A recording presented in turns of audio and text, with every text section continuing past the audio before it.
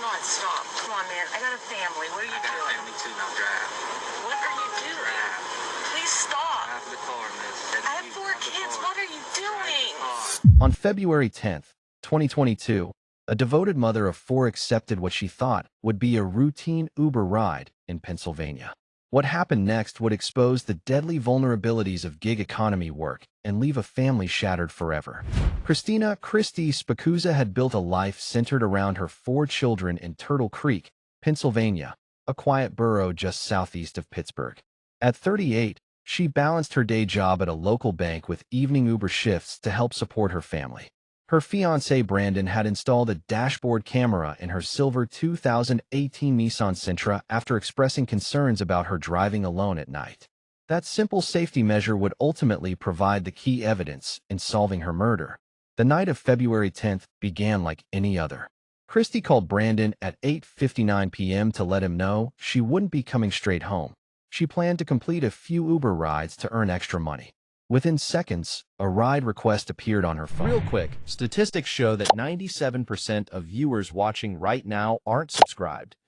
If you're enjoying this video, take a second to hit that subscribe button. It's free, and it helps the channel grow while bringing more true crime stories like this to you and to others who need to hear them. All right, let's get back to the case. A passenger named Tana was waiting on Brenton Avenue in Pitcairn, with a destination about 20 minutes away in Penn Hills. Christy accepted the fare and drove to the pickup location. When Brandon stopped hearing from Christy, unusual for someone who checked in religiously every hour, his worry turned to panic. By dawn on February 11th, with still no word from his fiancée, he began calling hospitals, jails, and even the morgue. A missing person report was filed that morning, launching an investigation that would reveal a calculated crime. Police immediately contacted Uber, which cooperated fully with the investigation. According to their records, Christy had successfully picked up her passenger and completed the trip as scheduled. The ride ended normally in Penn Hills around 20 minutes later, and she hadn't accepted any additional fares. But what happened after that trip remained a mystery. Investigators turned to Allegheny County's network of license plate recognition cameras to track Christy's movements. The system captured her silver Sentra at multiple locations throughout the evening, with the final sighting on a camera in Turtle Creek near midnight, heading toward Pitcairn. The community was alerted to watch for her vehicle as the search intensified. On February 12th, Christy's car was discovered on 4th Street in Pitcairn, just blocks from where she had picked up her passenger 2 days earlier. The vehicle was locked, and Christy was nowhere to be found. Inside, investigators found her purse, something Brandon emphasized she would never willingly leave behind. However, the dashboard camera he had installed for her protection was missing. 3 hours later, Brandon's worst fears were confirmed. An Amazon delivery driver, making his rounds in Monroeville, spotted what appeared to be discarded clothing about 40 feet from Rose Drive. Upon closer inspection, he discovered it was Christy's body. She had been shot execution style in the back of the head with a 9mm weapon at point-blank range. A single shell casing was recovered at the scene. The discovery transformed the missing person case into a homicide investigation. Detectives analyzed the license plate camera data more carefully and noticed something unusual. Christy's car had traveled from Pitcairn to the Westinghouse Bridge and back again. A search beneath the bridge yielded a crucial piece of evidence. Christy's pink iPhone with a cracked screen, apparently thrown from the bridge onto the train tracks below. The phone proved to be a goldmine of information. Forensic analysis revealed that someone had attempted to access multiple banking and money transfer applications, suggesting robbery as a motive.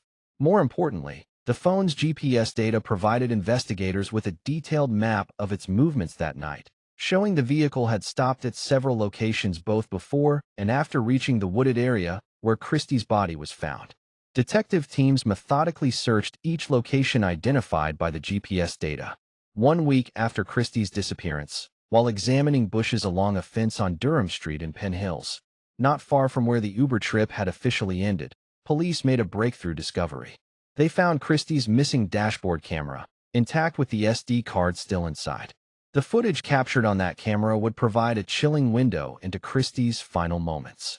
The video showed her arriving at the pickup location just before 9:15 p.m., greeting someone she expected to be a woman named Tana. Hi, Instead, a man wearing a hooded sweatshirt and balaclava entered her vehicle, with only his eyes visible. For the first 10 minutes of the ride, Christy attempted friendly conversation, asking if he'd had a good day. The man responded with unintelligible mumbles, Did you have a good day today? and the journey continued mostly in silence. As they approached the destination, the passenger moved from the back seat to the middle position. The moment the car stopped, he demanded Christy complete the trip in the app, then grabbed her hair and pressed a 9mm pistol against the back of her head.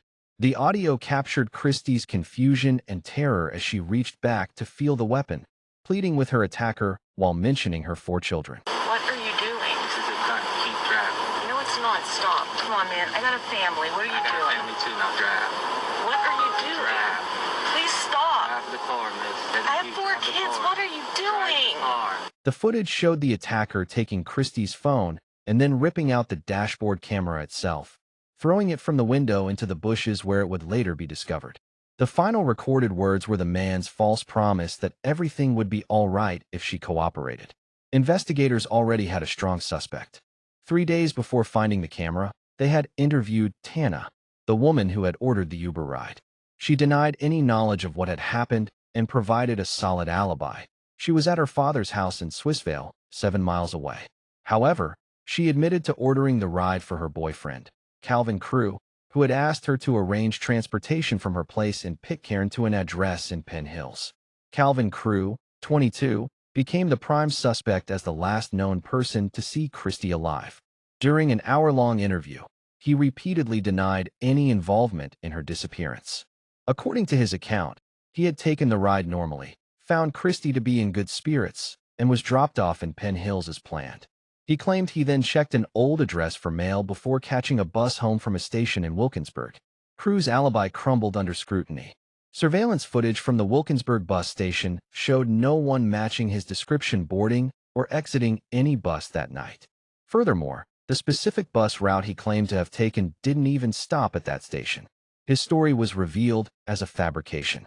Additional evidence continued to mount against Crew. Tana informed police that her 9mm handgun, the same caliber weapon used to kill Christy, had recently gone missing from her home. She suspected Crew had taken it, as he was the only person with access. He denied the theft, but investigators found no evidence of forced entry or other suspects. Calvin Crew was arrested at 7 p.m. on the day the dashboard camera was recovered. He was charged with criminal homicide, robbery, theft of a motor vehicle, carrying a firearm without a license, and tampering with evidence. His request for bail was denied. Crew's criminal history painted a picture of escalating violence. His rap sheet began with a robbery conviction at age 14, and he had recently been issued an arrest warrant for lying about his criminal record while attempting to purchase a firearm. The pattern suggested a repeat offender whose crimes were becoming increasingly serious. With all the evidence gathered, investigators reconstructed the timeline of that fatal night. Phone records showed Crew had called Tana just before she ordered the Uber at 8:53 p.m. using Apple Pay. The app's algorithm matched the request with Christy's vehicle.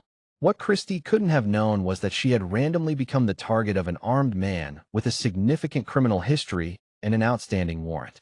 Text messages between Crew and Tana throughout the ride revealed they had been discussing picking up cannabis.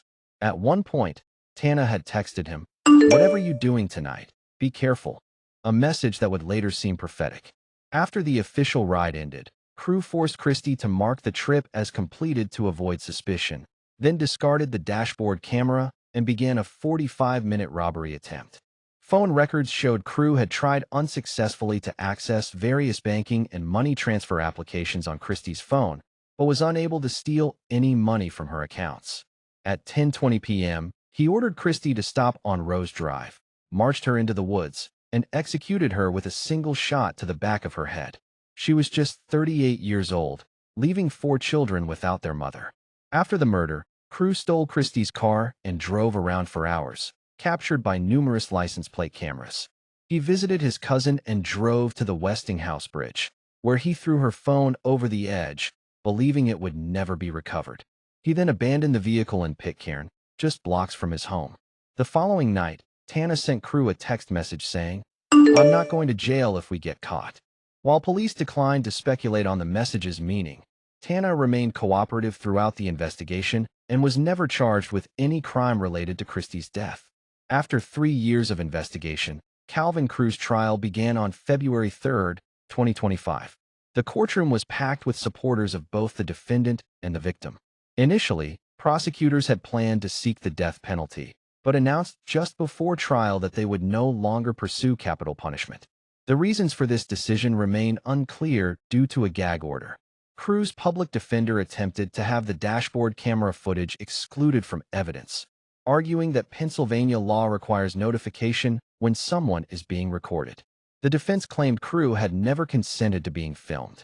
However, the judge ruled that Crew's awareness of the camera, evidenced by his removal and disposal of it, constituted implied consent, and the footage would be admissible. The defense also argued that Crew should face second-degree murder charges rather than first-degree, claiming the intent was robbery, not murder. They contended that it would be illogical to target someone in a vehicle equipped with a camera, to use a traceable ride-sharing service, and to be picked up from a known address if the intent was premeditated murder. However, the prosecution reminded the jury that stupidity doesn't equal innocence. The dashboard camera footage was played to a stunned courtroom, with Crew showing no visible reaction or emotion.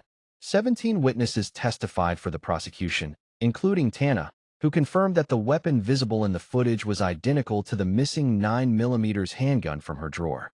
The weapon was never recovered. She also testified that Crew had urged her to lie to police about losing the gun and that he had video called her later that night while apparently driving a car. The case concluded on the 3-year anniversary of Christy's death. After deliberating for less than an hour, the jury returned guilty verdicts on all charges: first-degree murder, robbery, kidnapping, gun charges, and tampering with evidence. Calvin Crew was sentenced to life in prison without parole on May 5, 2025. In a final act of cowardice, Crew refused to show up to his own sentencing hearing, prompting Spicuzza's family to call him a coward even as they expressed relief at the verdict. Christie's case highlights the inherent risks faced by gig economy workers who rely on app-based verification systems for safety. 1 year after her death, Christie's mother filed a wrongful death lawsuit against Uber, alleging that simple safety measures could have prevented the tragedy. The lawsuit suggests enhanced passenger screening, allowing drivers to cancel suspicious rides without penalty, and adding safety features to Uber-approved rental vehicles. Uber expressed sympathy for the family's loss, but denied responsibility for Crew's actions, arguing that the company cannot be held accountable for the criminal acts of individuals using their platform. This legal battle remains ongoing, raising important questions about corporate responsibility in the gig economy. What do you think could have been done differently to prevent this tragedy? The case serves as a stark reminder that behind every ride request is a real person with a family, dreams, and a life worth protecting. Christy Spicuzza was simply trying to provide for her 4 children when she encountered a predator who saw her as nothing more than a target of opportunity. Her story continues to resonate as families across America grapple with the balance between economic necessity and personal safety in an increasingly connected but unpredictable world. If you made it to the end, thank you for watching. If this story resonated with you, please consider subscribing, liking the video, and sharing your thoughts in the comments. It helps us keep telling the stories that matter and make sure they reach the people who need to hear them.